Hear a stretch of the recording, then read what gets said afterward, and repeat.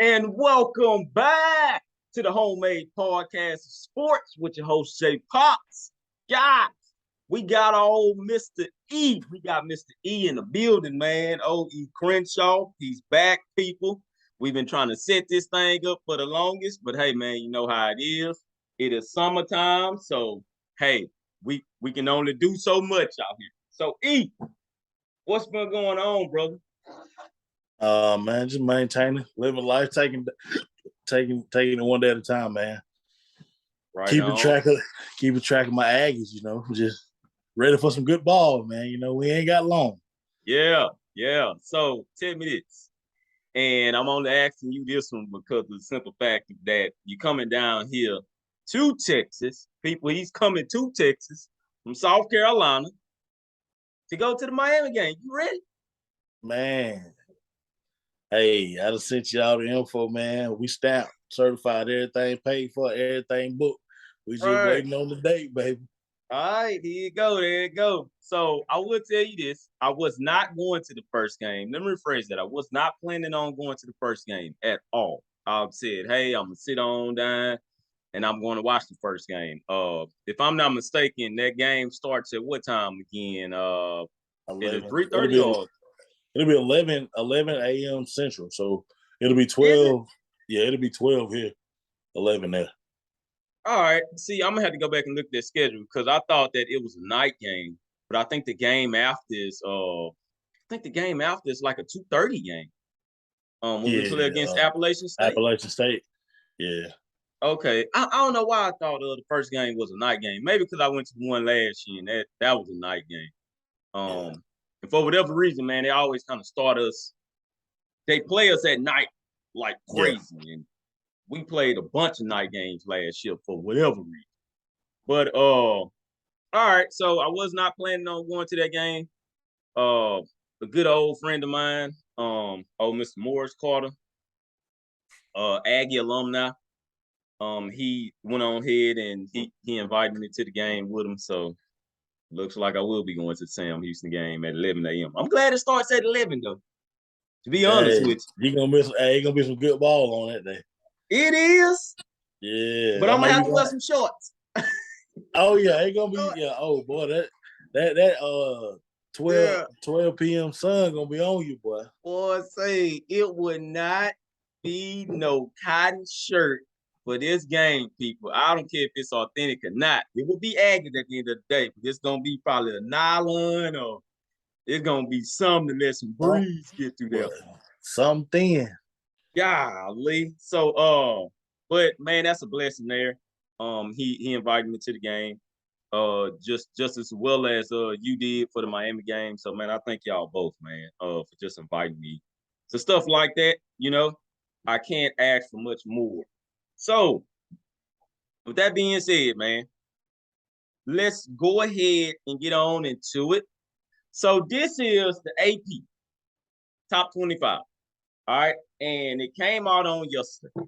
And we're just going to talk about the top 6 teams here. And the top 16 just because of the simple fact that A&M rounds out the top 6. A&M is deadlocked at number 6. Above them is Notre Dame at 5. Number 4 is Clemson. Number 3 is Georgia. Number 2 is Ohio State. And number 1 is Alabama. There's a lot of people that had a problem with A&M being at number 6. And I heard this from not only media, outlets and stuff like this. I mean, stuff like that. But I also heard it, from other fans and stuff like that. The 2 teams that they feel like is very, very overrated, and we're just talking about the top 6 here, is, of course, Notre Dame and Texas A&M. Now, I have heard people say that, how the hell you going to rank them at number 6? And they just went 8-4. I get it, whatever. But you have to ask yourself, is that team, was that team really in 8-14? Because if you look at those 4 losses, now the first loss came against Arkansas. Yeah. All right. You look at that Arkansas game, the guys only scored 2 touchdowns, and I'm talking about Arkansas here. That game was 20-10. The final, the final score, 20-10. It wasn't a blowout. You look at the second game against Mississippi State, 26-22. I don't know what happened in that game. I was there at the game, and I still just don't know what happened. But they somehow lost that because of, everybody always points this out. And I know this as well. I don't want to say I'm acting naive to it, but I know this as well. We were in a prevent defense the whole entire game. For what reason? Because of Will Rogers. We just wanted to stop him. But it didn't work. It worked to a certain extent because we was leading in that game. But anywho, 26-22. Okay, that's the second loss. You get up to the third loss, which is Ole Miss. Ole Miss should have hung 40 on us. 50. Guess what? You're 50, just to max it out. Should have hung 50. But they didn't. That final score in that game, 29-19. You see where I'm going here with this? Yes, sir. And one of those touchdowns was a defensive touchdown by the Ole Miss, defense. Yep. Inside, they ran it. We had drove to come within 6 or 7 if we scored. Mm-hmm. Couldn't do it. I don't know why he threw that ball, man. But we'll move on. Yeah. So once again, you see where I'm going with this. The LSU game. Okay, it was some voodoo pixie dust sprayed on that field in the last couple of seconds. Bro, I still don't know to this day how Max Johnson even completed that pass, but he did. He shouldn't have had the opportunity to complete that pass. And he should have. The officiating was horrendous. Yeah. Horrendous. Yeah. It was a couple of things going on in that game. And, of course, man, we're not going to talk about it. Hey, the loss, hey, it is what it is. Bygones be bygones. But keep moving. But you see where I'm going with. Yeah. So, once again, man, you look at this team, they're 8-4, and you ask yourself, well, if a couple of things went right, maybe one thing went right in that Arkansas game, we could be looking at a whole nother ending. Yeah. Maybe, one thing went right on the defensive side. We could have been looking at a whole nother ending with the Mississippi State game. Yeah. A couple of things went right offensively against Ole Miss. Could have been looking at a whole nother ending. Like, you see what I'm saying? The talent. That one thing. Yeah. That one thing. Yeah. Was quarterback play. Yeah. And every single game that we lost, the quarterback play was spotsy. He come out, we score a drive, then we have 3 drives where we don't do nothing. Then he decided to crank the car again, we score. In the SEC, everybody can score points. In the SEC, you're going to have to be able to score at least 28 points to win a ball game. And, every game we lost, you look at what we scored. 19, 22, and what we scored against LSU? 20. No, it was not 24. 21. 21-28 was the final. It was somewhere in there. But what I'm getting at is, you score 28 points a game, well, we averaged 30 points a game. So there's no way we should have lost some games. That goes to show you what we can be versus what we were putting on the field. Yeah. But all that results and falls back on the quarterback play. Yeah. It ain't all his fault. Defense could have done their part. They did give up points, but at the same time, once the defense stalemate, you gotta keep scoring. If you can't score, you won't win. Point blank, period. Right. And that's true, man. That is true. So another one, and we're not going to stay on the AP top 6 for long here, but another one, man, I want to get at is this is my personal opinion. I feel like Georgia's disrespect. They are the defending national champions. I know how much they lost. Literally on defense. I know how much they lost on defense. But Kirby Smart has had a top 25 defense for the last 4 years, or the last 3 years, for sure, I want to say. And this is with him having players and losing players.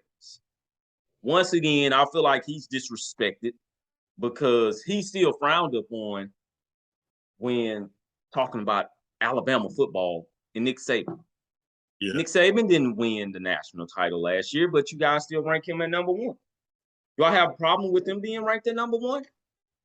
Yeah, because to be honest with you, I feel like they should be ranked at, number two. So it's basically a toss-up. I feel like number one should be Georgia. Number two should be Alabama because those are the two guys that basically played for the national title last year. Yeah. Number three should be Ohio State. I don't feel like they're the number two team, especially if we're saying that they got question marks still on the defensive side of the ball.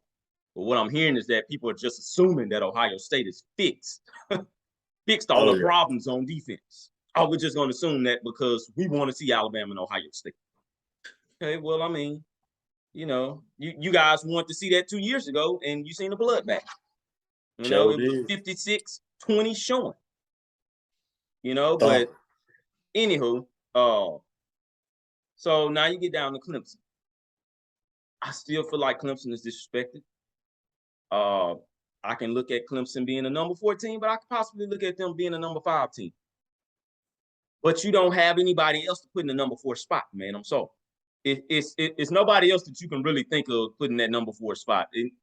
Instead of maybe Utah. Yeah. You know what I mean? Yeah, they look so I can pretty much argue that, but Clemson has been dominant, man, especially if we're going just off past history. But I'm looking at the talent. Clemson has a plethora of talent.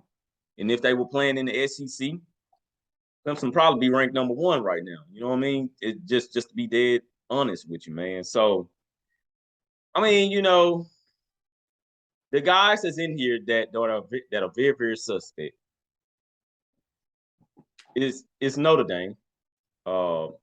We've never seen Marcus Freeman coach any game except the bowl game that he took over. Yeah. But we don't know if he's a top 5 head. You know what I mean? You're a legit head coach. Now, I love what he's doing in recruiting. We don't know if he's a legit head coach yet, man. But anywho, that's my whole thoughts on that. So let's move along here. Like I say, we don't want to be too long on the podcast and stuff like that, man. But let's continuously move along. So, what have I been hearing in practice? What have I been hearing in practice, E? Because I know you've been hearing a whole lot too, because of course, you do have a relative that's inside of the program that's actually on the football team. Yeah. I know you've been hearing a lot of stuff. I've been hearing a lot of stuff. I just got off the phone yesterday with a guy that was out there at practice, I think last week sometime. I'm in a group chat with some guys that goes up there to the practice, whenever they get time throughout the week. This is what I've been hearing, and this is what TexAgs has been posting. And we're just going to talk about this specific group that everybody wants to see make a change already.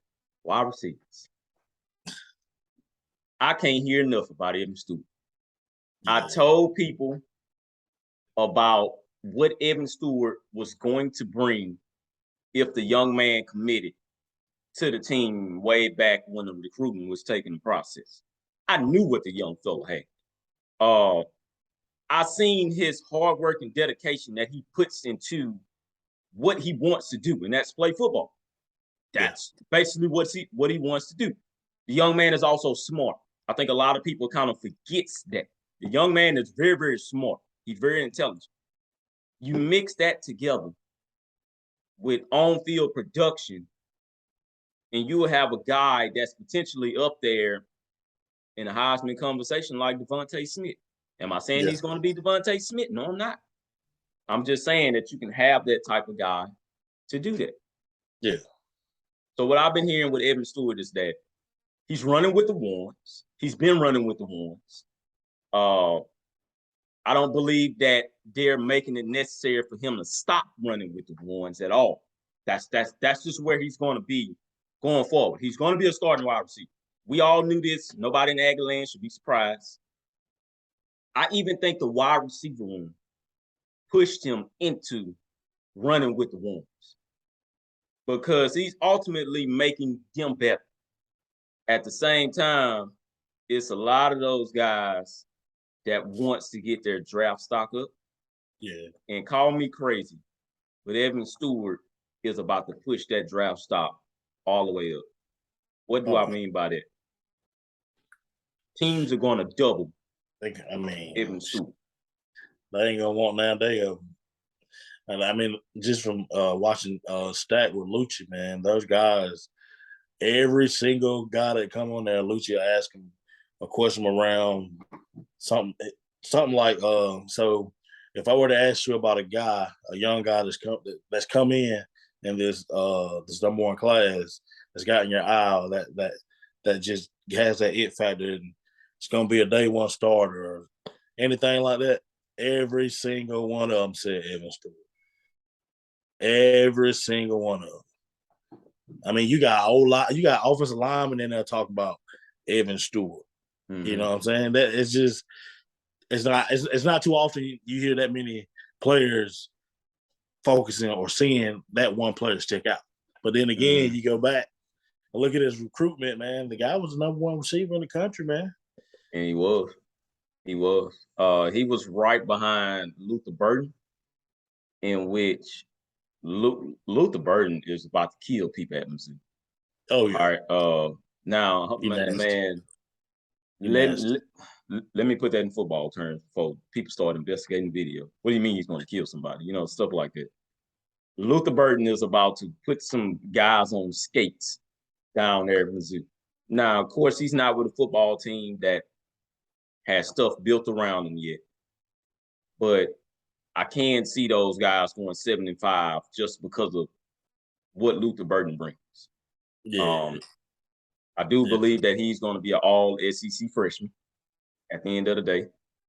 But like you say, man, you put old Evan Stewart up there with him, who's the number 2 guy, and then you got Chris Marshall that was the number 3 guy. I mean, man, what all are we asking for here? Like, is people really still complaining about what we're going to do this year? I understand that these guys are freshmen. I do. But you cannot sit up there and think that these guys aren't going to bring anything to the table when you guys basically seen it. I know that was on the high school level.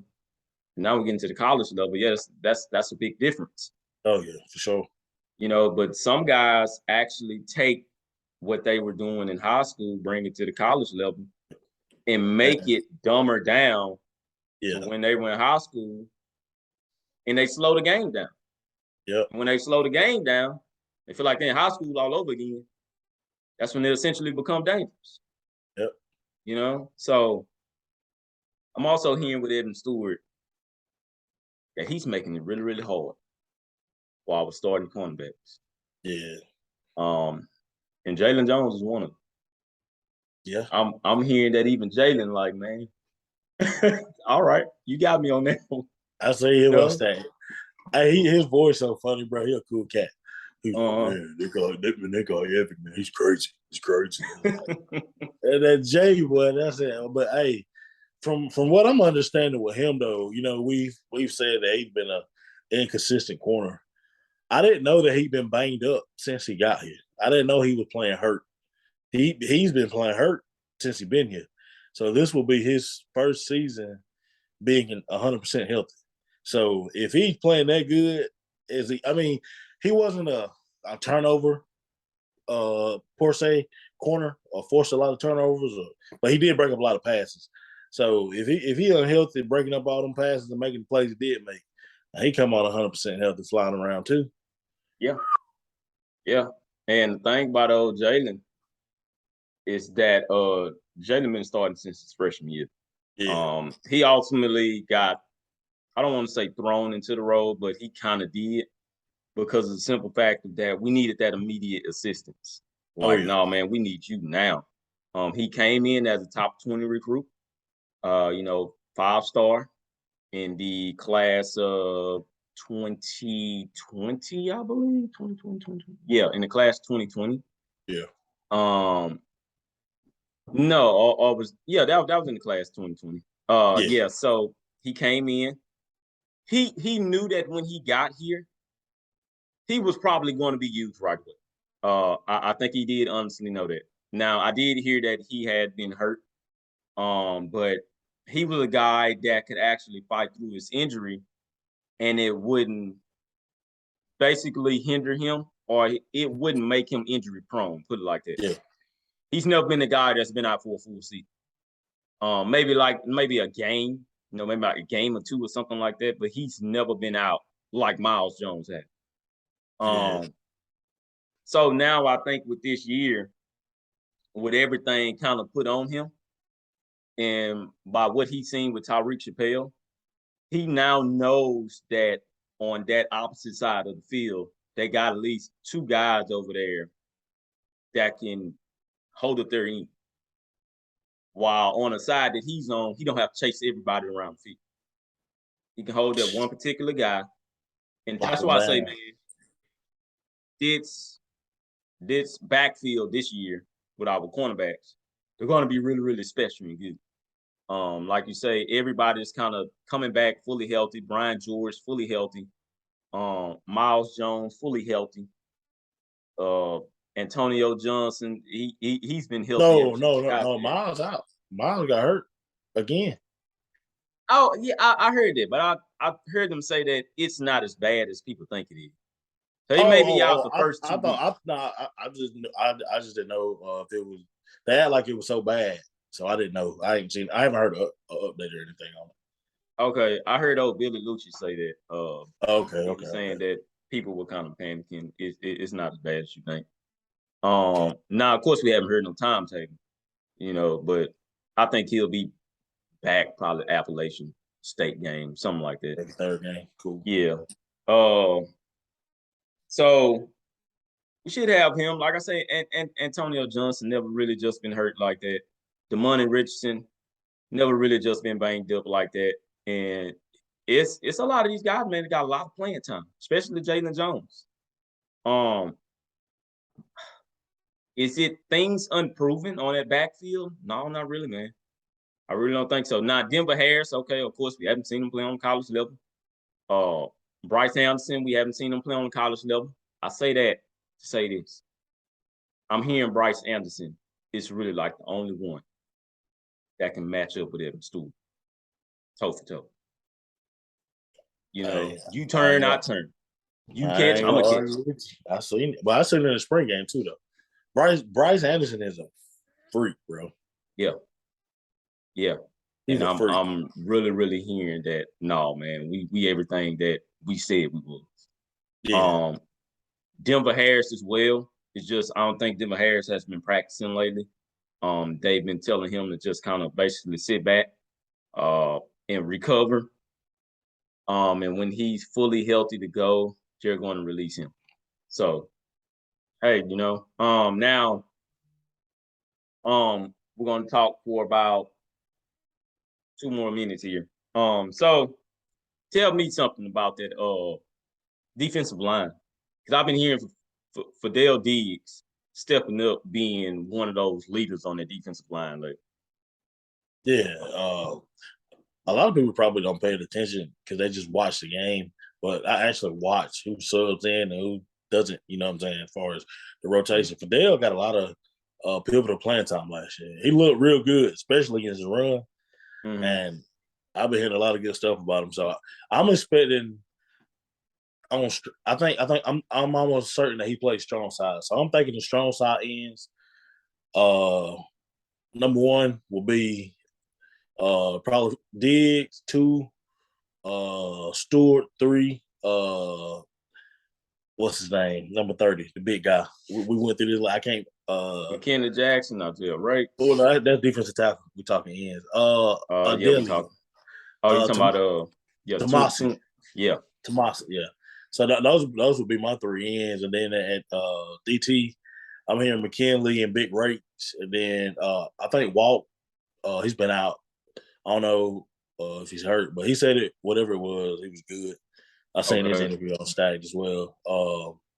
Other than that, man, I just feel like the rotation is just gonna flow. I mean, we got so much talent. Like you can talk about that D line. You can do a segment on the D line for hours. I mean, as far as the D-line, man, I'm just ready for them to get on the field, and then we'll kind of know exactly where we at. I mean, we can talk about it and talk numbers, talk stats, but really ain't gonna do nothing until you get on the field. So. Yeah. No, I hear that.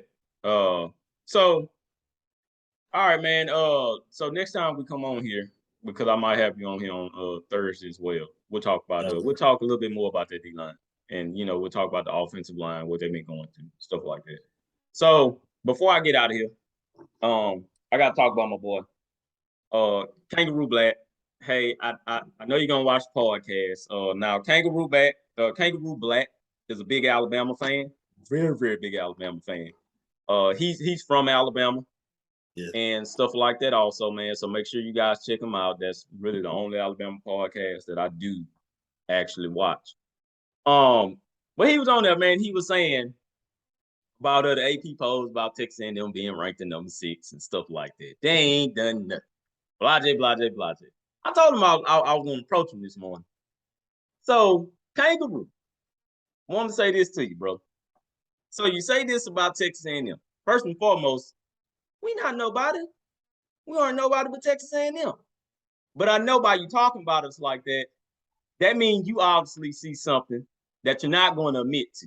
You know that Texas A&M is coming. I heard you talk about the recruiting class, stuff like that. They're not going to help, blase.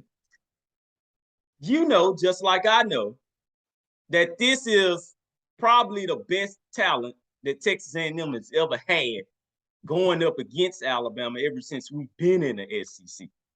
Definitely. And I know like I said, a lot of you guys, especially in the SEC West, you all are not going to admit to it because you still want to see LSU and Alabama because that's the cream of the crop in the SEC West. It's been that way for many, many of years now. Now it's a third team emerging. And I understand the overhypeness, and of course, man, we're going to get this every season. From my understanding, we've been getting overhyped ever since Johnny Manziel has been at the helm. So we go year in and year out, overhyped, ranked, stuff like that. That's fine. Once again, back to the talent. This is the best talent you've seen thus far. When we get off the bus, you're looking at a mirror image. And I said this about Georgia. I've been saying this about Georgia for like about 3 years now. Alabama sees Georgia and they look at a mirror image of themselves. They know that, holy shit, we're not the biggest team out here anymore. You're not. Teams in the SEC are catching up. It just took the right coaching to get those guys in there. Yep. I'll say that about LSU as well. That 2019 season, they seen the mirror image of themselves. Now, it doesn't make them scared. It just lets them know that, man, we got some competition that's about to come on in here. So I say that to say this here. We just talked about the 4 losses. Just like we know, those 4 losses wasn't even much supposed to happen. Well, 3 of those losses really wasn't even much supposed to happen, to be honest with you. Because those losses was so close. We may have slipped 1 in there and lost 1, I know for sure. But this season for sure. And I've been noticing, man, everybody has been talking about Texas A&M. And it's mainly because of the coach, but it's also because of the talent that they have over there. Just like I said. But we're coming in now and you're saying that, hey, we haven't proved anything, stuff like that. So I'm going to ask you this, Kangaroo Black. Has your offensive line stepped up yet? Because I know it's holes in there. I'm not going to speak of the holes, but I know it's holes in there. Holes with an S. Has your wide receiver core stepped up? Because I know it's holes in there also. Holes with an S. You don't believe all that much into Jermaine Burton. You don't.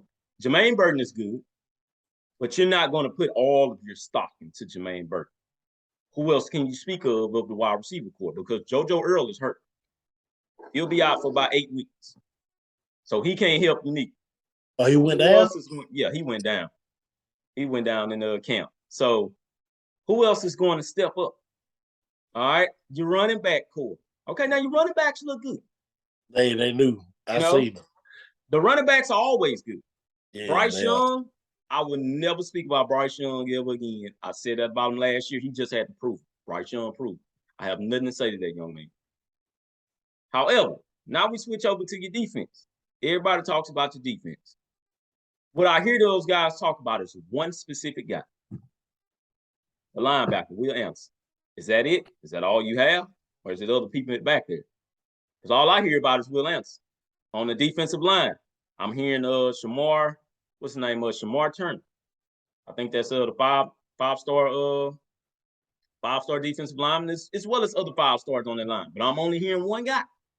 I don't hear a team. Your backfield. Is your backfield really? Has your backfield really improved? Or are you just thinking that they improved? I hear guys saying, "Oh, this is gonna be the best defense under Nick Saban." Okay. They say that every year. We will see. Every year. We will see. It's holes back there. You're not going to speak of those holes, man, but it's holes back there in your backfield. I know where they're at. You know where they're at. Now, everybody is coming back on defense, so I do get that. So those guys may just very well know the playbook. However, holes on that team. You guys are going to go by the history. Your offensive line gave up too many sacks, 40. Now, I heard you mention that. It's a good thing. Please continue to do that. But once again, we will see. But shout out to Kangaroo Black. Told you I was going to approach you about it. And we're going to carry on from there, man. But hey, E, thanks for tuning in. Yes, sir. I'm going to go ahead and get on up out of here because I got to go and get ready for work. Yes, sir. And we're going to keep going, man. So I thank everybody for tuning in. Once again, guys, this is Homemade Podcast Sports. Please thank old Mr. Eric Crenshaw for hanging out with us this morning. And we will see you guys on Thursday. #Giggle, baby. E. Here you go. I'm going to holler at you, brother. That's it. Take it easy, man. Be careful on your way to work. All right, brother.